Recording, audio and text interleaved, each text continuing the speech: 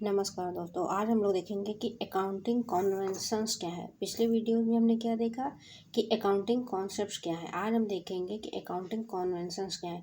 तो accounting conventions क्या है कि ये कॉमन प्रैक्टिस होती है जो कि हम अधिकतर सब जगह फॉलो की जाती है। एक ट्रेडिशन की तरह, एक कस्टम की तरह सोसाइटी में क्या होता है कि वही चीज़ चली आ रही है।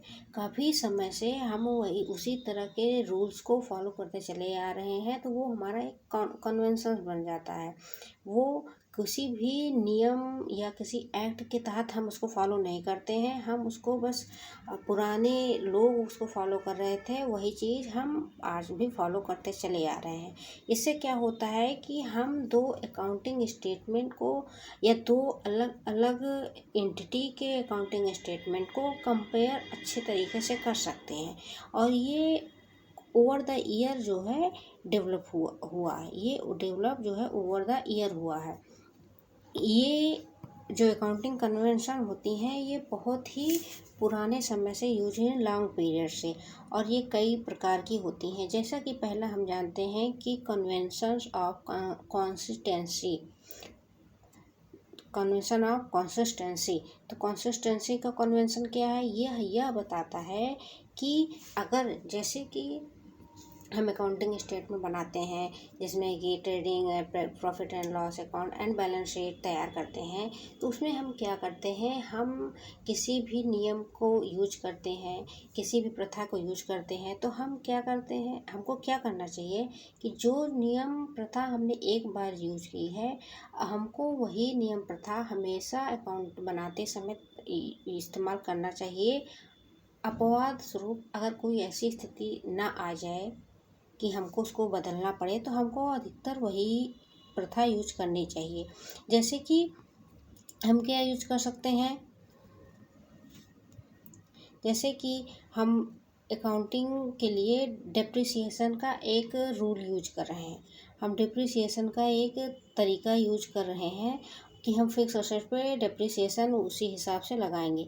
तो अगर हम स्ट्रेट मेथड यूज कर रहे हैं तो हमको हमेशा स्ट्रेट मेथड ही यूज करना चाहिए डेप्रिसिएशन के लिए। उसी तरह अगर हम जैसे क्लोजिंग स्टॉक को वैल्यूएशन कर रहे हैं, तो क्लोजिंग स्टॉक को वैल्यूएट करने के लिए हम लीफो का जो लीफो विधि या फीफो विधि, कोई भी अगर हम मेथड यूज कर रहे हैं तो हमको हमेशा वही मेथड यूज करना चाहिए। हम ये नहीं है कि आपकी 2023 में लीफो यूज कर लिया, 24 में हमने फीफो यूज कर लिया। तो ऐसा क्या होगा कि अगर हम अपने विधियों जो मेथड्स यूज कर रहे हैं उसको हमेशा हम चेंज करते रहेंगे, तो उससे हम अपने इस ईयर के फाइनेंशियल स्टेटमेंट को पिछले ईयर के फाइनेंशियल स्टेटमेंट से कंपेयर नहीं कर सकते हैं, क्योंकि दोनों अलग अलग जो है वैल्यू निकालते हैं। इसी कारण से हमको एक बार जो यूज कर लें उसको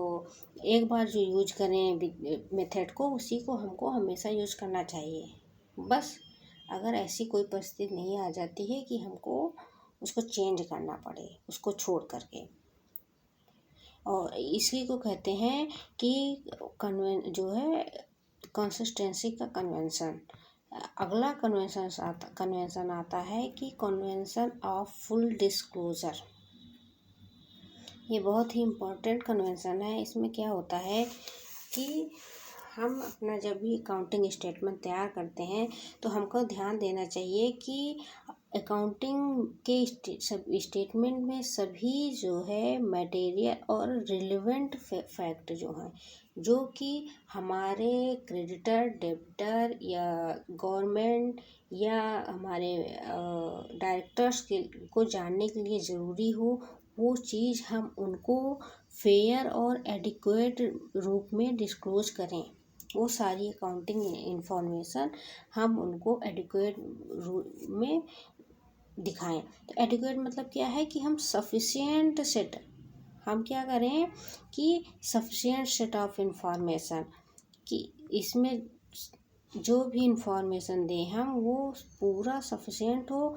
और फेयर का मतलब होता है कि सभी के साथ बराबर ट्रीटमेंट उसका हो, इक्विटेबल यूजर होना चाहिए। फुल में क्या आएगा, ये तो मतलब यही है कि फुल में क्या है कि वो कंप्लीट और डिटेल प्रेजेंटेशन हो इन्फॉर्मेशन का। जैसे कि हम असेट्स दिखा रहे हैं तो असेट्स कब लिया, असेट्स लिया तो उस पर वेजेस लगा, उस पर ये डिप्रिसिएशन लगा। तो उससे हमें क्या होता है कि अगर हम एक तो सबसे बड़ी बात होती है कि हमारा ट्रस्ट जो है, अगर बाहर के लोगों का हमारे बिजनेस पे ट्रस्ट इन्वॉल्व होता है और वो उसको देखते हैं कि हम वो उसको एग्जामिन कर सकते हैं वो अकाउंटिंग स्टेटमेंट का कि वो फर्म जो है प्रॉफिटेबल है कि नहीं है। इसी हिसाब से जैसे कि हम क्या करते हैं कि एक एग्जांपल से समझ सकते हैं कि नेट सेल हमारा 1.5 लाख है। तो ये ज़रूरी है कि जो इंटरेस्टेड पार्टीज़ हैं वो इंटरेस्टेड पार्टीज़ जो है ग्रॉस सेल 2 लाख है और सेल्स रिटर्न 50,000 है, तो वो ये जान पाएंगे कि 25% इस पर सेल्स रिटर्न इनका होता है। तो वो हमारे एक्चुअल में सेल्स का क्या पोजीशन है वो जान पाएंगी। कैसे जानेंगी, जब हम उनको पूरी तरह से अपनी इंफॉर्मेशन पूरी शो करेंगे कि हमारे पूरे बिजनेस में साल भर में कैसे काम होता है, कैसे कैसे चीज़ें आई, कैसे कैसे चीज़ें गईं। इसलिए बहुत ही ज़रूरी है कि जितने भी अकाउंटिंग के ट्रांजेक्शन्स हों हम उनको पूरी तरह से अपने अकाउंट में शो करें, जिससे कि जो इंटरेस्टेड पार्टीज हैं उनको कोई भी दिक्कत ना हो। और अगला कॉन्वेंशन होता है मैटेरियलिटी का, या इसको ये भी कह सकते हैं कि यार ये फुल डिस्क्लोजर का थोड़ा सा अपोजिट पार्ट होता है। तो इसमें अपोजिट पार्ट क्या है कि मैटेरियलिटी का कॉन्सेप्ट कहता है कि आप अकाउंट फाइनेंशियल स्टेटमेंट में वही चीज़ दिखाएं जो मीनिंगफुल हो, मटेरियल फैक्ट्स हो, वही चीज़ आप दिखाएं, इम्पॉर्टेंट भी हो और रिलेवेंट इंफॉर्मेशन भी हो, ऐसा वो कहते हैं। तो इसमें क्या है कि जैसे कि आप देखते हैं कि कोई भी बिजनेस चल रहा है, उसमें कुछ 10 रुपये का सामान, 5 रुपये का सामान या ऐसी वैसी चीज़ें आती थी जो हमारे बिजनेस के बहुत ज़्यादा बिजनेस के ऊपर इम्पैक्ट नहीं करती हैं। तो उनको हम अगर ये 5-5 रुपये की चीज़ें हम उसको पूरे अकाउंट में लिखने लग जाएं तो हमारा अकाउंट बहुत ही वास्ट हो जाएगा और जो उसका रियल कॉन्सिक्वेंस है वो निकल नहीं पाएगा। तो इसीलिए हमको हमेशा छोटी चीज़ें, तो हम क्या करते हैं कि हम जो छोटी छोटी चीज़ होती है उसको मिसलेनियस में करके लिख देते हैं, जिससे वो चीज़ इन्वॉल्व भी हो जाए और उसको कोई समझ मतलब बहुत ही ज़्यादा वास्ट ना हो हमारा अकाउंट। और वही फैक्ट हमको लिखना चाहिए, वही इंफॉर्मेशन लिखना चाहिए जो डिसीज़न लेने वाले यूजर को इन्फ्लुएंस कर सके। ऐसे और अदर जो है मिसलेनियस में करके हम लोगों को लिख जाएंगे। हमें पेंसिल मैच बॉक्स का लिखने लगेंगे तब तो फिर बहुत ही ज़्यादा वास्ट हो जाएगा हमारा अकाउंट। तो हमारा ये कॉन्स्टिट्यूंसी मटेरियलिटी का जो कन्वेंशन है ये यही बताता है कि हमको बहुत ही महत्वपूर्ण चीज़ों को ही अपने अकाउंट में शो करना चाहिए। तो अच्छा करते हैं कि आप लोगों को समझ में आ रहा होगा। अगला जो है कन्वेंशन हम देखते हैं कि कंजर्वेटिज्म का कन्वेंशन होता है। इसमें हम ये देखते हैं कि हम जो है जब अकाउंटिंग स्टेटमेंट बनाते हैं तो कोई भी जो बिजनेसमैन है उसको फ्यूचर में जो एक्सपेक्टेड लॉस होने वाला है उसका प्रोविज़न तो कर लेना चाहिए। लेकिन अगर आपको ये है कि हमको फ्यूचर में इतना प्रॉफिट हो सकता है हमको इतना प्रॉफिट हो, तो उसका आपको प्रोविज़न या उसको आपको इतना ध्यान नहीं देना है। इसके मतलब ये होता है कि कोई भी व्यवसाय सुरक्षा के हिसाब से चले, अपना सेफ्टी के हिसाब से, कि अगर भविष्य हमको कोई लॉस हो जाता है तो हम उसका हिसाब करके चलें, हमको बाद में कोई भी दिक्कत ना हो अगर अचानक से कोई हमको लॉस हो जाता है। Anticipate no profit but provide for all possible losses.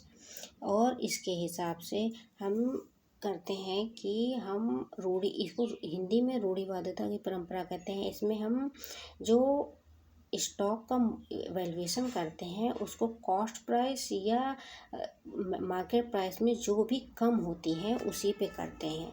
इसी के लिए अकाउंटिंग स्टैंडर्ड 2 भी बना हुआ है जो ये कहता है कि हमको जो स्टॉक का वैल्यूएशन है हमेशा कॉस्ट प्राइस या मार्केट प्राइस जो दोनों में से कम होगा, क्योंकि हम प्रॉफिट को एज्यूम नहीं कर सकते हैं, प्रॉफिट का प्रोविज़न हम नहीं कर सकते हैं।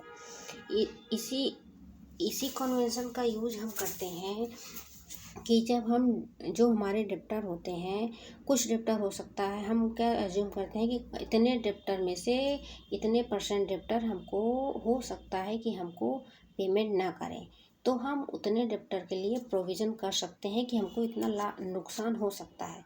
लेकिन हम कभी क्रेडिटर के लिए प्रोविज़न नहीं करते हैं कि हमको क्रेडिटर अगर पैसा नहीं देंगे तो हमको लाभ हो जाएगा, क्योंकि हम लाभ का प्रोविज़न नहीं करते हैं। हम हमेशा अपने हानि के लिए ही प्रोविज़न कर सकते हैं।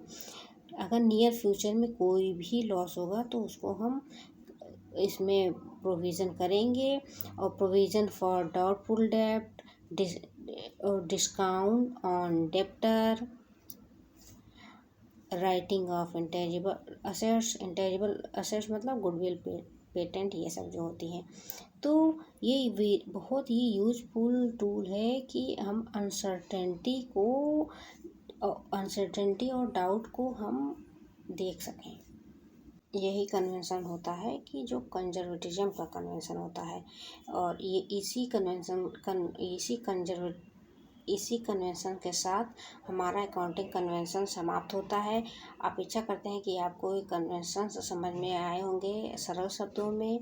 आगे भी ऐसे ही वीडियो आते रहेंगे। Thank you.